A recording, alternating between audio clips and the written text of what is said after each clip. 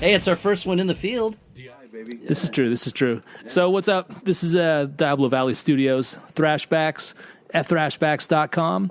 We've one of the most amazing guests I could think of, considering we're from the Diablo Valley and the show's about thrash attitude in general.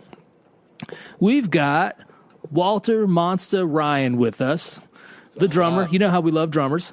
Yeah, drummers are the mans. The man. 3 in the room. Right? That's right. 3 in the room. So Trifecta. One of them has a gig. Walter plays drums for the seminal thrash crossover band D.R.I, the Dirty Rotten Imbeciles. Yeah, Dirty Rotten Imbeciles. If you want to Wikipedia that, if you haven't heard of it, if you're new to thrash, definitely check that out. They're kind of the root of most thrash influences that the other thrash bands will cite in their kind of influence section of their bios. They'll all mention D.R.I. And if you haven't, if you don't know, it's like the most recognizable fucking punk rock logo T-shirt ever. Yeah. It's the little slam man, like that's the pretty international dope. slam man inside the red circle. Skanker. Yeah, that is that's D.R.I, man. So what's fucking up, Walter? Hey, man. It's great to fucking see you guys. I know, dude. So you so too, we man. go way back. So Everybody doesn't know, but we're like 30-year-old homies. right, and we like haven't seen each other in like 30 years, so it's totally a trip. So we're reminiscing about old loves and old trouble we used to get into, which there's tons of it. So all of us used to be hair farmers, and we were half the size we were that we are now. Yeah, we were probably rocking the 28 size Levi's, Yeah, man. looking like 145 in the mirror, Totally.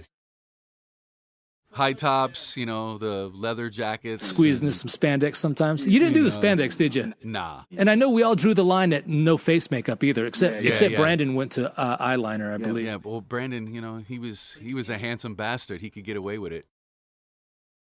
Shout out to my man Brandon Zish. Dude, so many people to shout out to. And so many people just the cool thing about, I guess, if there is a cool thing about Facebook, it's nice to be able to see all the old people and know they're at least still kicking and alive from back in the day. To reconnect with certain people. Not everybody, just certain people. Nah, I'm just fucking around. Except that motherfucker right there. Why are you even listening? No, but it's all good. I mean, it really has helped. And also at the same time, it's that Facebook shit is horrible. Yeah. So, man, I don't even know where to pick it up from. So, Walter and Gary and I are all from Concord. But in this conversation, we were just having some chow before we turned on the mics. So it turns out that kind of Walter and I used to bounce around a lot, and we both happened to be in Concord around the same time, which was like, must have been 85, 6-ish, something like that. Yeah, I was there a little bit earlier. I arrived. Oh, yeah, that's right. We were California. sophomores, right? I arrived in California probably in I think 80 or 81. And from New York. So when I hear that accent sneak out, it's not an affected accent that you picked up because you thought it was cool. He's got the New York hardcore. It's in your DNA, man. Yeah, it comes and goes, I guess, because I'm bi-coastal, so I have both accents. But You say hella with the New York accent. Yeah, it's been a minute. I haven't said hell in a long time. I think the last time I was with Rob from Machine Head. But yeah, I mean, growing up in New York, it was cool, but I was just a youngster. I didn't really do my real growing up until I moved to Concord, and I met a lot of really quality, good people there.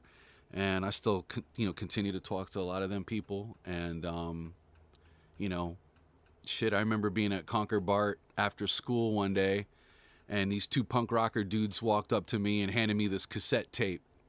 And it happened to be Eric McIntyre and Chris Contos. Yeah, there's only 2 punk rockers walking around Concord back then. Especially back then.